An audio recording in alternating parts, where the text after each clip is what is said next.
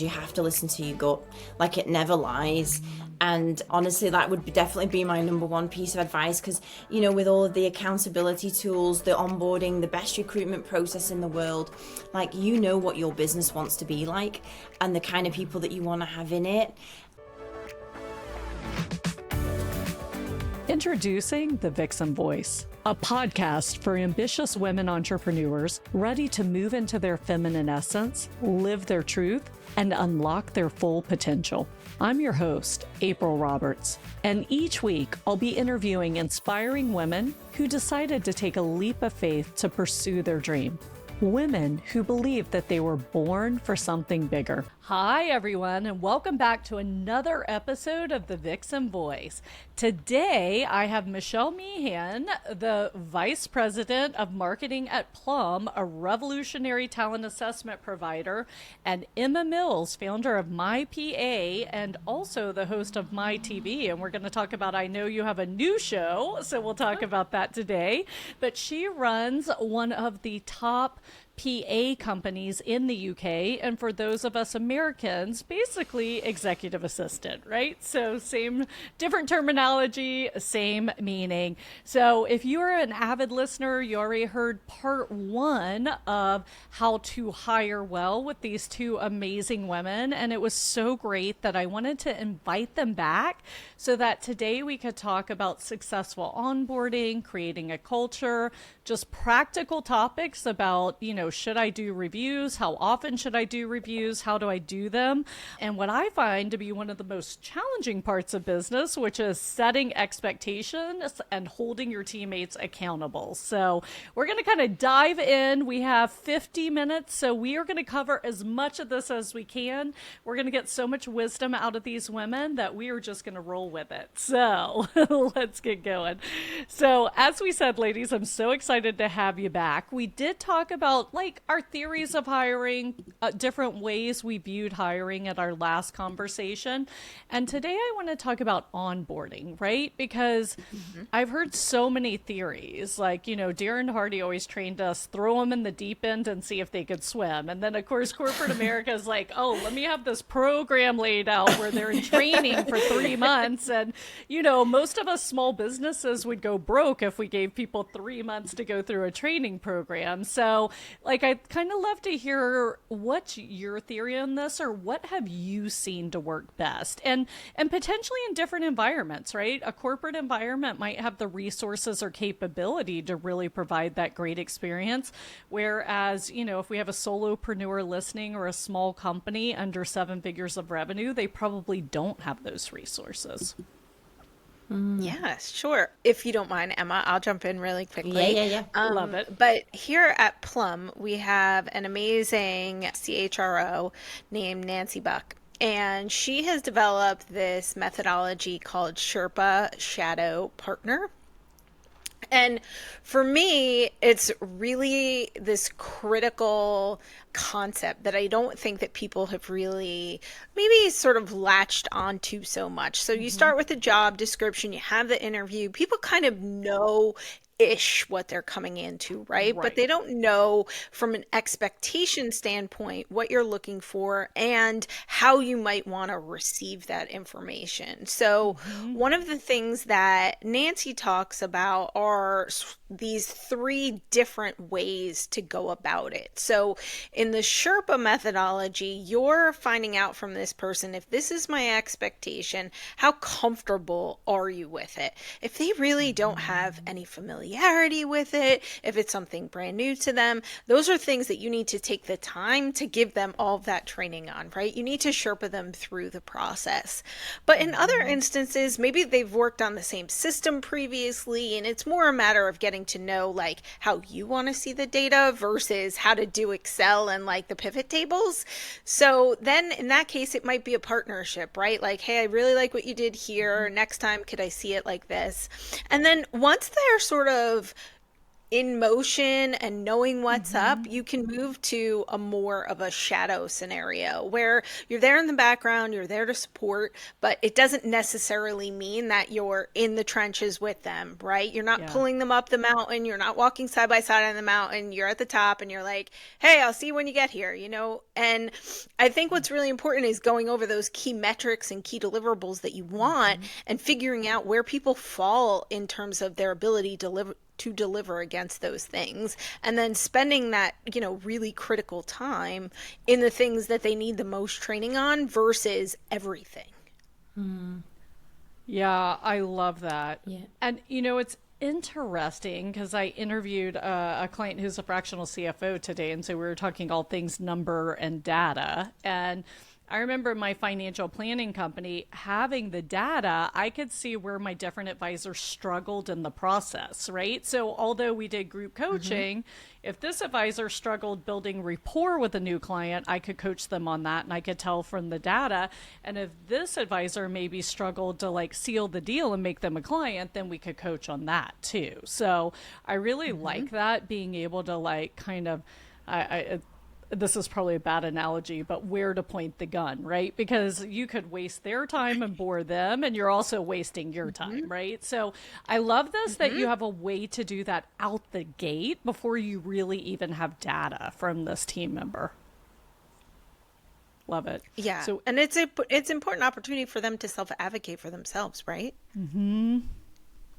yeah, I love that because it's so important, especially in today's world of digital businesses. I mean, communication is just so key. And if you're not communicating, you're not in the day in, day out. So sometimes you're not going to pick up on the disengagement or they don't really get this. Whereas if you're in the office, like you see that a lot faster. So I think that's a great tip, especially for the digital environment. So Emma, what would you add to that? Or what do you do different? Like where on the range from throwing them in the deep end to like the 6-month training do you guys fall? Yeah. Well, no, I mean, I love what Michelle just said. And I do just want to pick up on what you said, April, about like the solopreneur, because also, do you know, when we're just trying to find our way and grow a business, when we don't have all of the resource. And I just feel like anybody that's kind of maybe earlier in the journey, like that is super normal. Do you know what I mean? Like just to like normalize that we don't have onboarding programs and all of these great things that we've created, because actually we're just trying to like spin all the plates and get everything done. And I think with that, so like in the evolution of my business, we've done both. We've definitely done a lot of like, right, we just need you to get started, we need you to like, you know, get going, and then as we've progressed and we got smarter and better at onboarding, then that got better as well. But yeah, definitely no judgment on like in the early days, you just have to do that. You just have to work with the resource, don't you? And I think it's like totally dependent on the kind of role as well. So like, for example, just recently we've recruited a sales exec, but we were really clear in the job description that actually like we want this person to build the department and we want them to like put better sales systems in. Like we wanted them to show us and bring their expertise. So in that instance, like I can't necessarily coach her on the best thing because I want her to be better than me. Do you know what I mean? So I guess also like there's an element of with the kind of person that you're bringing in, or like when you know when you've recruited an exec assistant, April, like you just want them to come in and go, right, April, this is the way. Like I think like there's an element, it's not unfair sometimes to just say, well, this is how we do things and like this is our systems, but also I'm here for you to improve and show me the way. I guess it does depend on the type of role. Obviously, if you're recruiting, you know, somebody maybe more process driven, admin person, maybe someone that needs like Sherpering is a really great word. It like really, really summarizes it. Like somebody that needs that totally, but just also it is possible to have people that show you the way too. Yeah, it's interesting. And you're right, because to speak to the solopreneur, the smaller businesses, you often, because you're to a point where you can bring in someone that's a sales executive or a sales manager type level to do that, right? And someone in a newer business can't afford that full time at least. But I mean, I will share there's so many resources out there. Like I had a former EA who has her own business doing professional organizing. And I was like, can I hire you for 5 to 10 hours a week, like to come help me? Like, and I mean, she's, and in 1 week she had like, we kind of have like a junk email that all my calendar invites go to. She had it clean, sorted, organized. Last week she did my email. Like I have 0 inbox now. This week she'll sort my calendar. Next week she'll take over our ongoing emails. But she's already a professional and I have to pay her a lot, so it's less hours, right? But it is doable even if you can't afford to bring that person on full time. It's really interesting in today's world how you really can get like, I mean, right now we have almost everything outsourced because I have professionals that I couldn't afford to have on the team full time, and they're amazing. And they do tell me, hey, let's do this, or let me just go do this. And like, life gets so much better. Like, I love when someone comes in and tells me, let's do this better. And I'm like, awesome, go do it. Tell me when it's done. And thank you also for apologizing, because I also think one of the most harmful things to a startup business is trying to get everything perfect, because you have no idea really what's needed. And, the flip side to that, because I just finished my first full year of a startup, being used to running a team and the company, I sold, is not everyone's built for the first year of a startup, right? So like, how do you find these right people? How do you have this conversation up front to be like, hey, it's okay. Like, if this isn't your cup of tea, just come tell me. Because again, in today's world, they want to act like everything's cool. And then suddenly you're like, oh, you're not enjoying this ride at all. Because people are not cut out like us. So I don't know, speak to that. Like, how would y'all handle that in the beginning? Because again, a lot of our listeners are trying to leave corporate, trying to build a team, or they're building their business. So they're probably in that stage. Do you mean specifically like if handling team members that might not be the right fit, or like?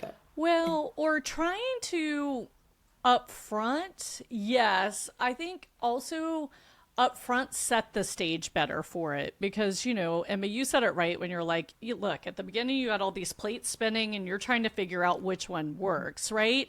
And the average person isn't good with change and isn't good with pivoting. So like, and maybe through Plum's resources, you guys have a great way to suss this out. Like, who is okay with that level of change and like figuring it out, right? Because not everybody is. Yeah, we have an adaptability metric that we measure that really tells whether or not people thrive in environments where there's a lot of change.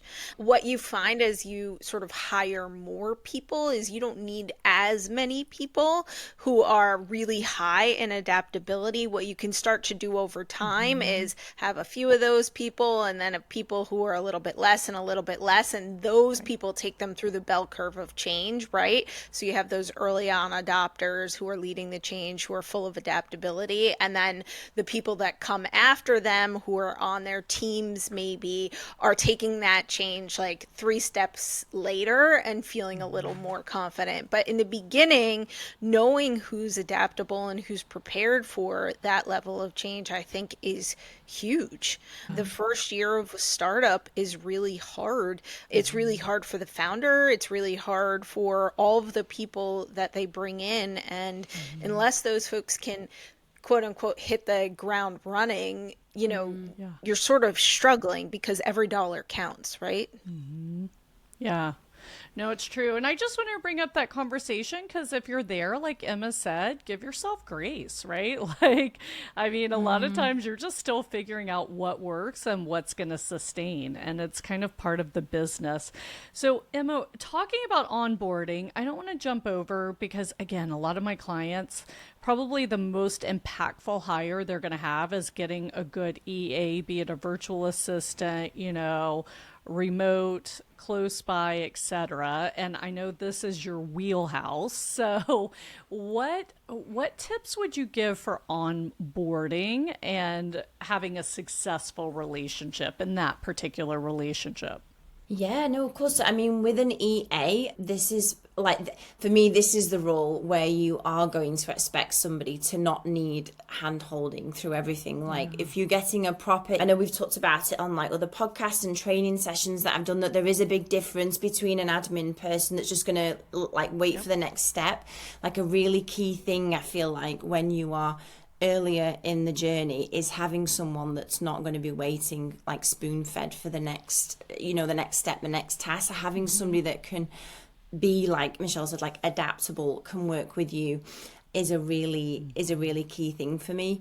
I mean, so in terms of any entrepreneur who is bringing on an EA, you'll definitely have your own list of wants. So like the tasks you hate doing, you don't really know how to do, they drain your energy. Like, I'm pretty sure everybody can create one of those lists. And if you haven't, then definitely throughout the next week, as you are doing tasks, just like keep a record of those initial things. If you like, where would I start? That is a really good place to start.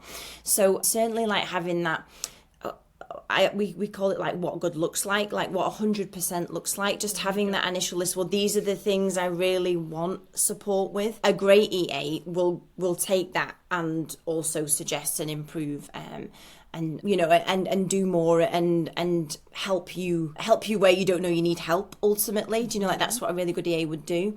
But for me, that would be a starting place in terms of the EA you want. All the tasks you don't want to do, drain your energy, want to hand off. And for me, like a really key part is, so a job description is one thing. And a mentor of mine taught me that, so in his business, he created a really simple book within the business, and every team member, he has like 20 team members, every team member has one page, and on it, it's like a really simple breakdown of what 100% looks like.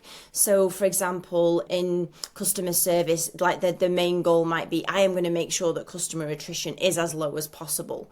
So there's like a key, like a key mission statement of what a good looks like for me. So it's not like loads of nitty gritty of, because having this guideline ultimately helps people make better decisions without, because they know that, well, the overarching goal is I need to keep customer attrition low. So I need to, if I need to go the extra mile. So on these pages, they have a one-liner of what the key mission statement is.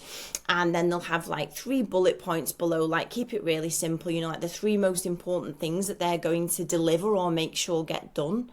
And then the other thing they have on there is, what do I need from my manager, whoever's looking after them? What do I need from them to make this happen? So it might be, as an EA, it might be, well, actually, I need to have just half an hour of April's time 3 times a week to catch up. That's what I need from April. Like, I need to make sure that happens, if this was your EA ultimately. So like mission statement might be, my goal is to make April's life easier.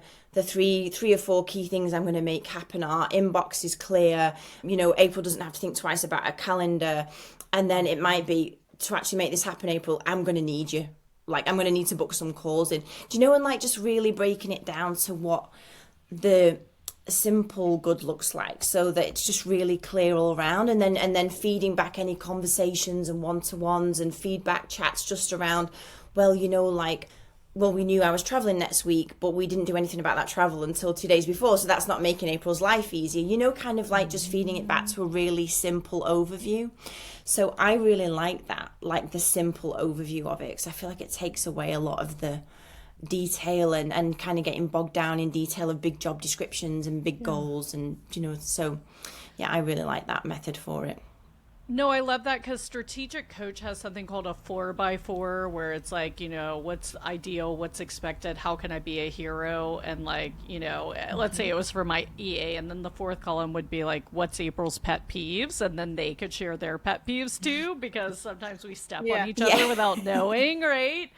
And so I love that. But this is even simpler. Like, I really like this. But depending on how closely you work together, I don't think it's a bad question. Like, what are your pet peeves? Right? Which, I mean, obviously should be professional, not personal. Like, hey, if you're sending me an email, I prefer bullet points. I don't like black holes, meaning you say you're going to do something and I don't know if it's been done or not. Like, just like the things that kind of get you rolling, right? And you're like, what's going on?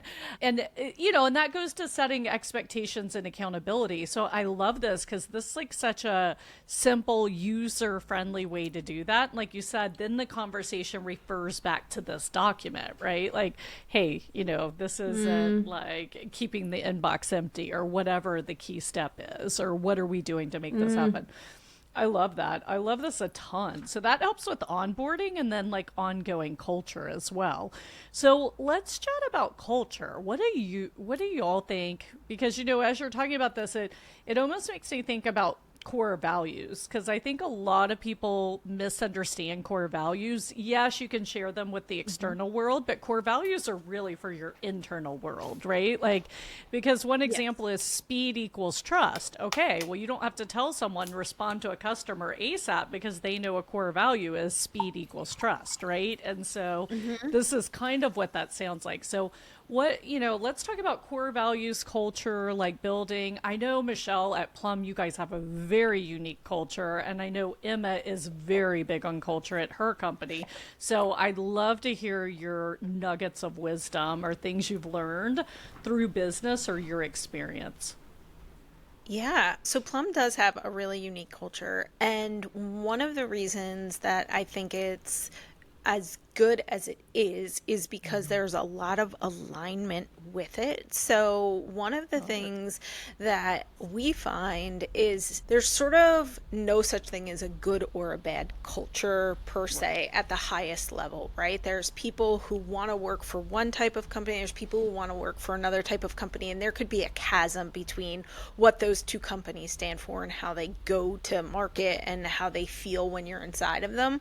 What really is the difference is, are you comfortable in the culture you're in? Is the culture that they're being told at the top, like speed equals trust, actually realized at the bottom? Do you have the ability to answer that quickly, or can you not answer that quickly because of all of this other, red tape or something else that's been put in your way and preventing you from living and breathing that culture? So to me, one of the things at Plum that's really been key and also showed up in the results of our culture gap analysis, which is our own tool that we sort of drank our own champagne, is what the executives are touting at the top is actually being experienced by the people at the bottom. And there's sort of no difference how you cut the data, whether those people are located in the US or they're located in Canada, or they're on the marketing team or they're on the product team.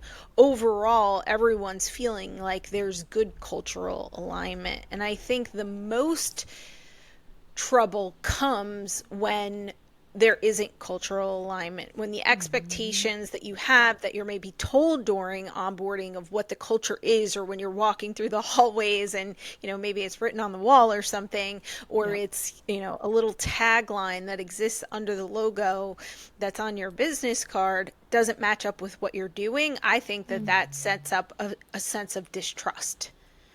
It doesn't feel like what you were told is actually what you're living, and that can set up like a difficult scenario in a few different ways. How are you going to relate to your managers? How are you going to relate to other teams? How safe do you feel? So for me, that I think is the biggest piece that people don't put into consideration, is the alignment. Well, and I like how you talk about this gap analysis, because sometimes people speaking this at the top don't realize it's not being felt at the bottom, right? So how do you come to that realization so you can fix it and solve the problems?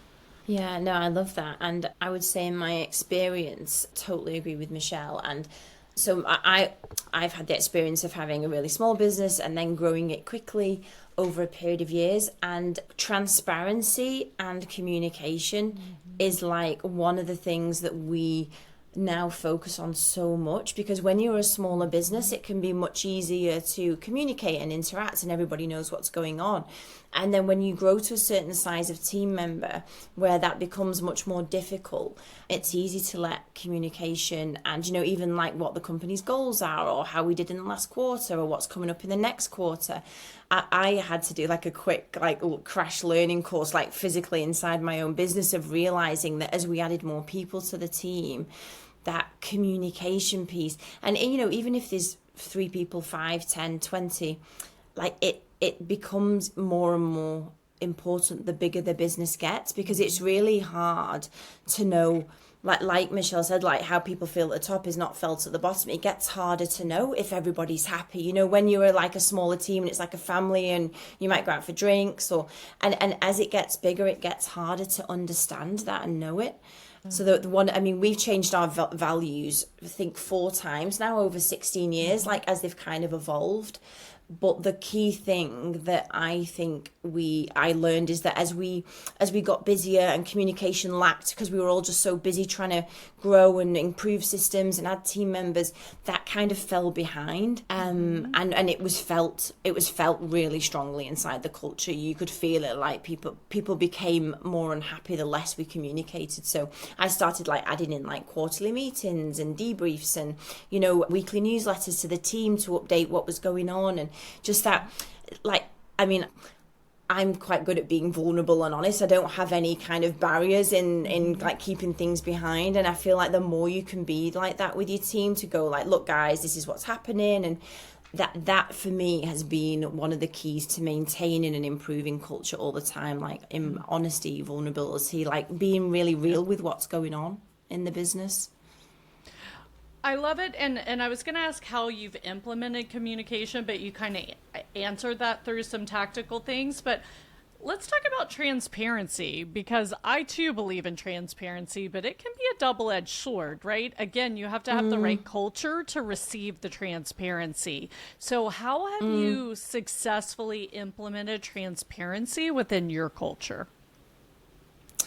Yeah, well, it's a really interesting question, because I think for so long, so if we're talking about like financial transparency, I didn't share it for all of the reasons. I feel like lots of business owners go, well, I don't want them to know how much profit we're making or not making, as the case may be. I don't want them to know how much we spend on this, and I feel like for a lot of business owners, it's a first kind of thing that they have to gatekeep the information.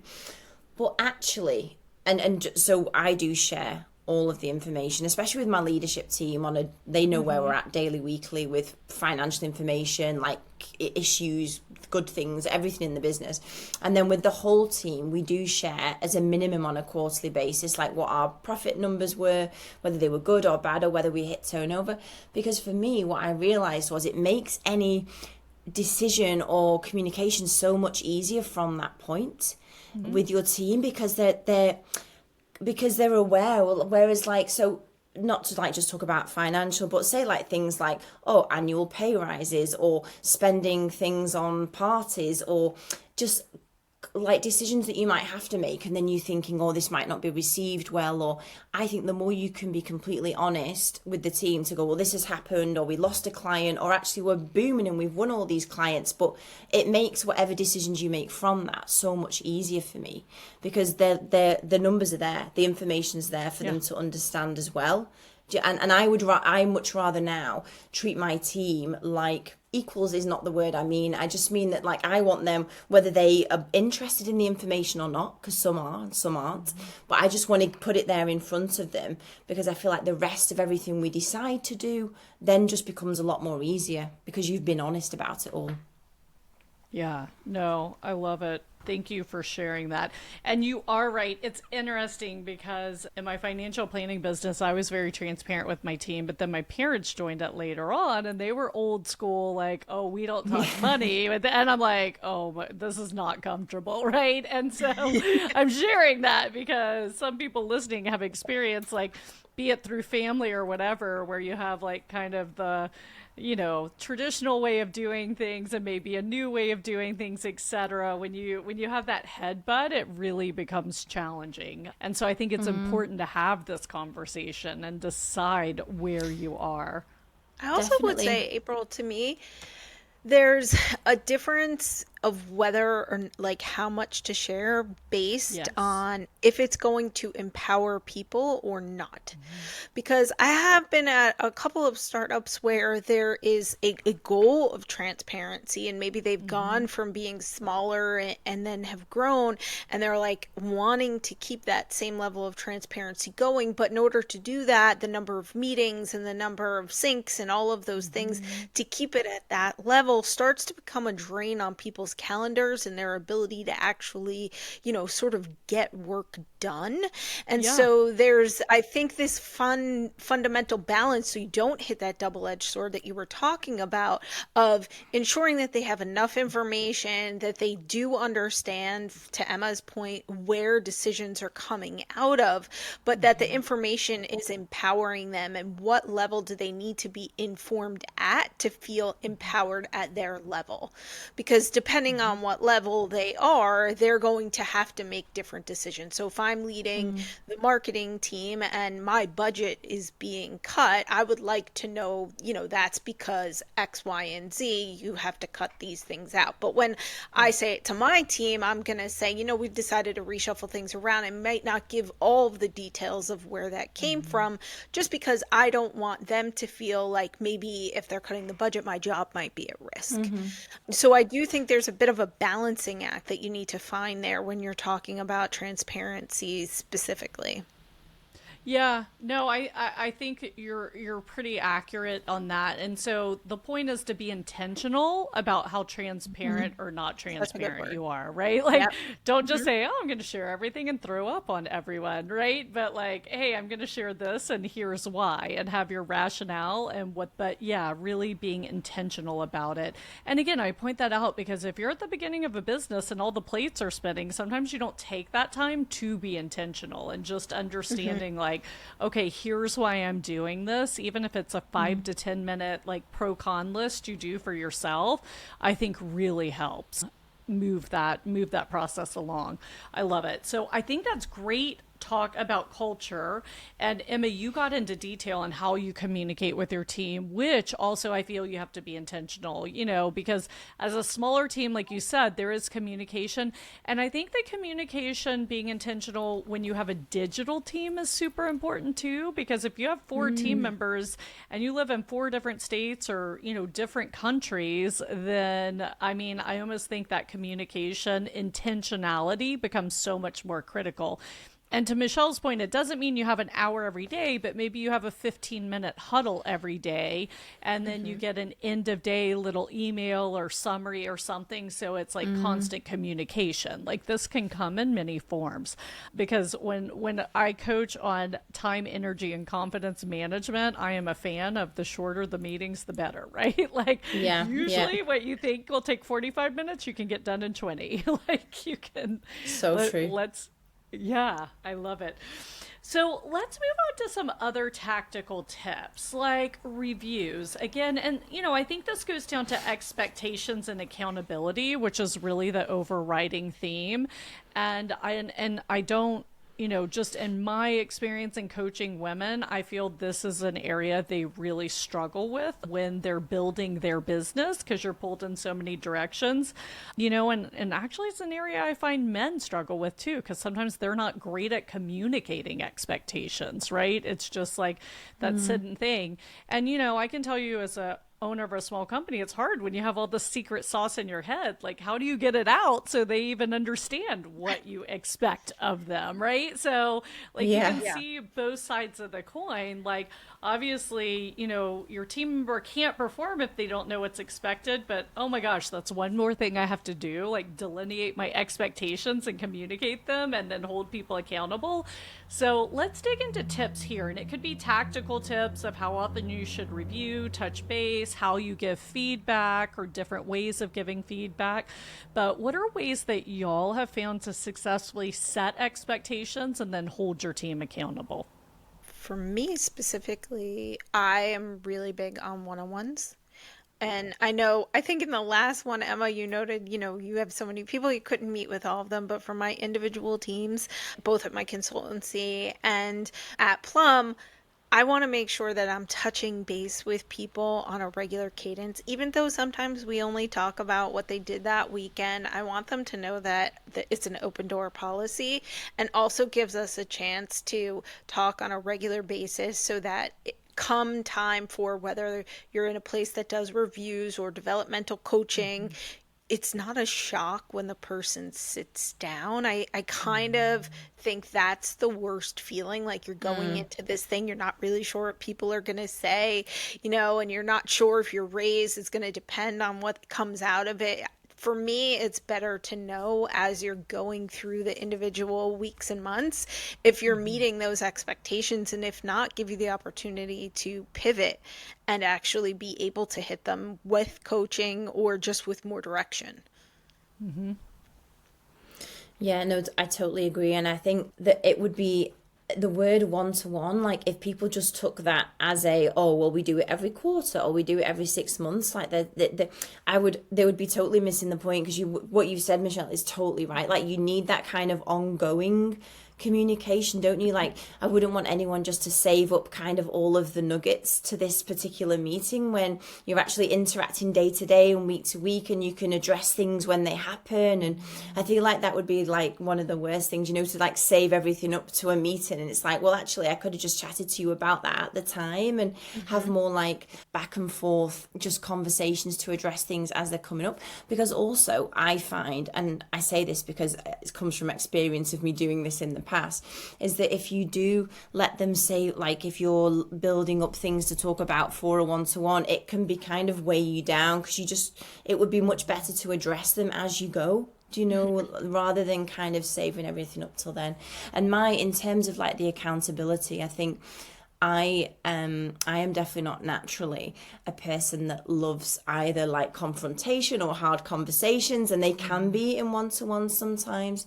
And definitely the question I learned, which was most helpful for me, was if somebody's not doing as you might want them to do, or as long as you've given them what 100% looks like the first question should be, okay, well, this didn't happen, or this didn't happen on time.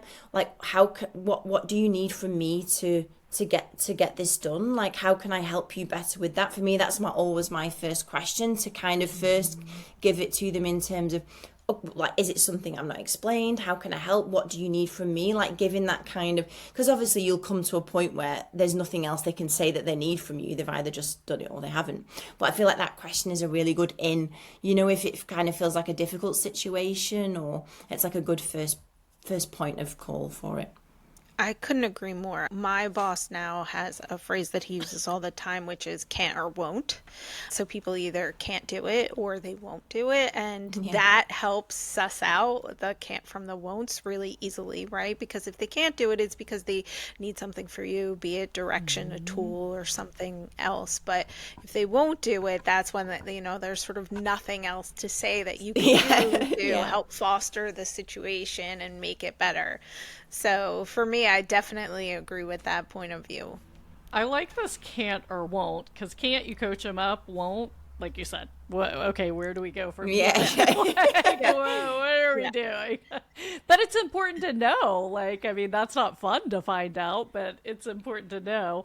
No, I totally love that. And my question is, like, so Emma, I love, I'll admit that at first I'm at a loss for these things, because I'm definitely the visionary, like, here's where we're going. I can't tell you necessarily how we're going. So even on that simplified version, like, how would I even break down the 3 things? Or, is it them writing the mission statement and the 3 things? Like, how, if someone's listening and they're like, this all sounds great, or like, we're setting expectations, but I don't even know what to expect for this person. Like, what are some good resources or ways that they can start developing? Let's say you have a new position you're bringing on and you just don't really know. Oh my gosh, yeah. I don't know, Michelle, if you got any particular thoughts on this. I mean, I guess it depends the kind of role as well. Like, kind of earlier I said, if it's a higher level where you're bringing in somebody's expertise, I'm definitely all for, like, I want to give you the tools to do your job, but I want you to bring to the party as well. Yeah, I think that would be like a key point for it. I mean, in terms of how else to suss out what somebody needs from them, I guess it depends at the level, like the size of business too, because for sure in the early days, a lot of that, when you talk about that visionary thing, that visionary part of your brain, my brain, like a new founder's brain, definitely got us through the first like 4 or 5 years of my business, because it was very much like, well, I've got ideas and like your who you are and your personality. And I do think that's like a really key part of the secret sauce, definitely in smaller teams and in earlier parts of the business. Like, I don't think that should be undervalued. Like, a lot of it is just the fact that like I've got this vision, this goal. And I think if you get the right people around you who are buy into the goal, they'll also be, I guess it comes back to the adaptability that we talked about earlier, they'll also be totally on board with, well, like, I'm here to, okay, well, we're doing this now, and now we're working on this project, like working and changing with you as well. I think in terms of that, if you don't know exactly what you need from someone, then for sure attitude and energy as to what you're trying to create has to be like a really big part of it, doesn't it? Somebody that's just like, I'm on board with what you want to create here, April. Yeah, then that has to be one of the main things. Yeah, we actually had a situation that I was someone helping me. It's like, okay, we're going to run ads to DM. And I'm like, who's answering these DMs? Like, we don't have anyone on the team to answer these DMs, right? Like, because we were talking about 40 to 50 DMs a day, right? And he was like, okay, let's hire you an appointment setter. And I'm like, that sounds amazing, but who's going to write the script for the appointment setter? And like, I was kind of having this like breakdown on like a call with some vendors. Like, I just don't have enough hours in the day. Like, when am I going to write the script? Because there was no one else on the team like with that capability, right? And it was so cute. Like, my speech coach, the woman who helps you get speeches and prepare and like, handles the negotiation, which, by the way, if you don't have that person and you want to be a speaker, it's so amazing that I don't have to talk money. I just get to talk about the fun stuff. Like, hey, what do you want me to deliver to your audience, right? Like, how can I show up and be a hero? Okay, here's the bad cop. She's going to talk to you about money. Like, I totally 100% a hack I recommend. And I can connect you with Yolanda if you want. But she was so sweet. She was like, April, send me your last 3 sales calls and I'm going to write scripts for you. And I was like, seriously? And she did. And then I found time. And so you're so right. You have to have the right people around you, because sometimes there just are no more hours in the day and we're all cut differently. I mean, I'm a projector. If you know human design, I'm very much a visionary. I'm not someone who can just crank out 10 to 12 hours a day of work, which is hilarious because I was a litigator and how I started my career working 16-hour days. But like, I can't be the creative problem solver and the leader and the coach and all these things if I'm cranking out like 10 to 12 hours of work. Like, that just doesn't happen. So I think not just give yourself grace for time, but give yourself grace for how you're made. And Emma, you and I have joked about this on this podcast and in our personal lives that neither you nor I like follow up, right? So you can imagine when I was like 40 to 50 DMs a day, who's doing this? Like, it's really fun when I just see someone cool on my Instagram and I'm like, hey, how are you? Because I'll do that. And I've made friends that way and gotten clients. They're like, 40 to 50 a day? Like, like what are you doing? So, yeah. And then you got to laugh. You have to have entrepreneur friends like you guys that we can just laugh about this and like have fun. Awesome. So, Michelle, what points do you have to add when it comes to like accountability and setting expectations? I really love Emma's idea of what does good look like. I don't necessarily know that I have a much better answer than she had for setting that up, other than to say maybe to think about like who's going to receive that service and what do you want them to feel like. So we brought up earlier like a customer success person, and the customer being, treated and feeling valued and providing a sense of trust for them, and putting yourself in the head of that person versus the actual customer success manager might be helpful.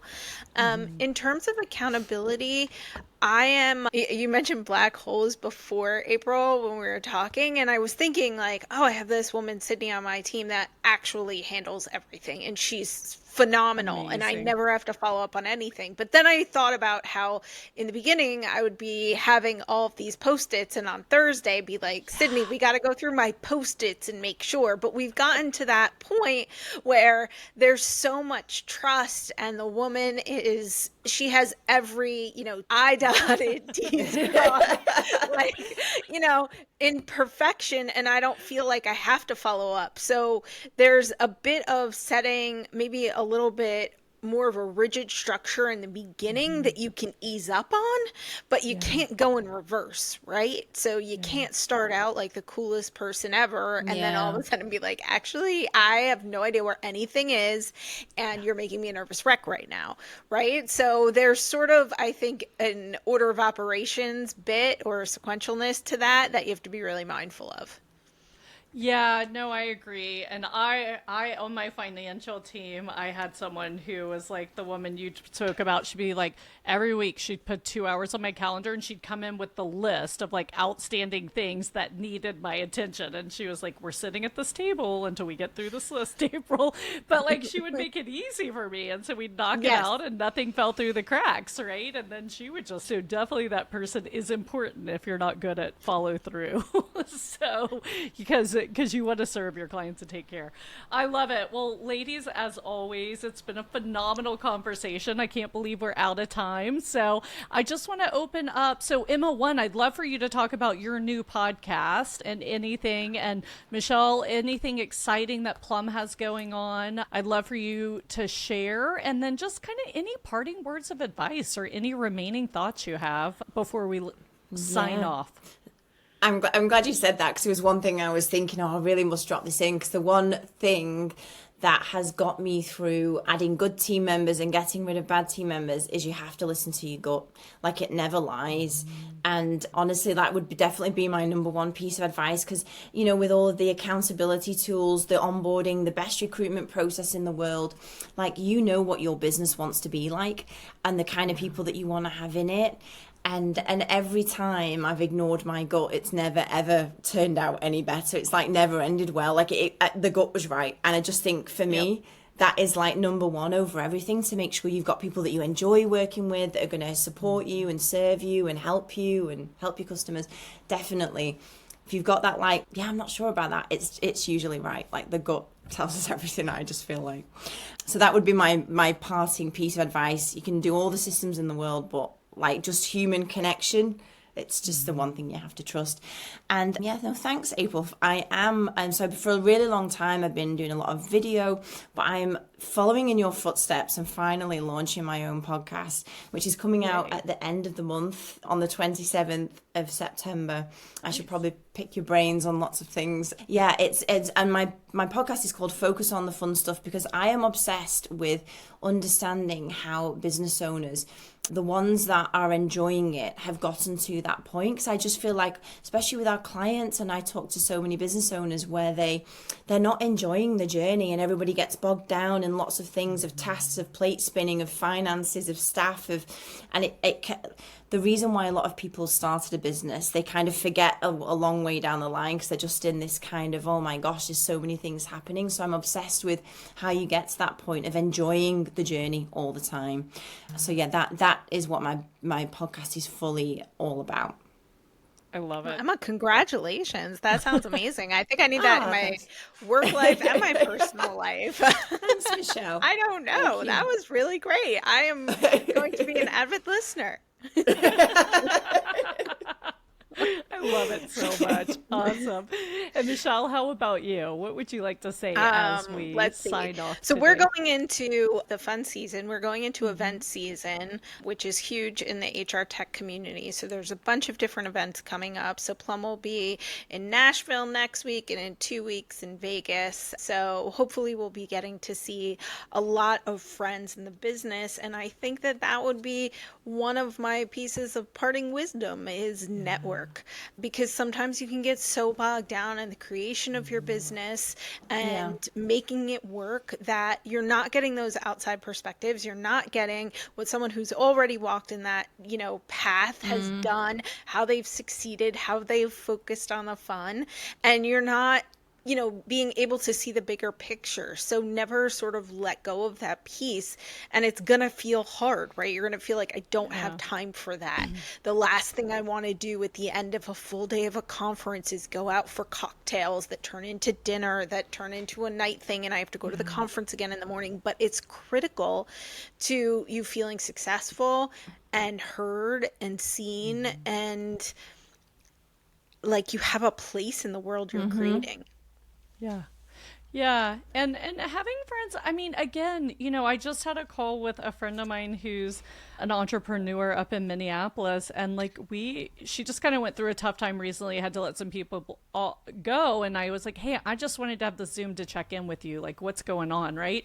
And by the end, we were laughing so hard. And, just sometimes it doesn't even have to always be networking. What can I do for you? And what can you do for me? But just like people in similar situations, like your friends, just supporting each other and being there and laughing at yourselves, because let's be honest, we all do stupid shit, excuse my language, and if we don't, we take ourselves way too seriously and beat ourselves up for it. So we really need to show ourselves some love and laugh a lot. I love it. So Michelle, what came up for me, and by the way, I can't wait to see you in Nashville, and Emma, hopefully I'm going to be in Europe in October so we can connect. We'll have another fun date night out like we did. But Michelle, the big question for you is, I know you're working, but is your liver prepared for Nashville followed by Vegas? I've been working up to it. I have been described as all gas and no break. So know what you're getting yourself into when we see each other in a week. I'll be prepared. I'll have lots of sleep the night before and take my charcoal pills ahead of time. That's my hack. Amazing. I just did a liver cleanse, so I'm good. I'm ready to go. Let's do it.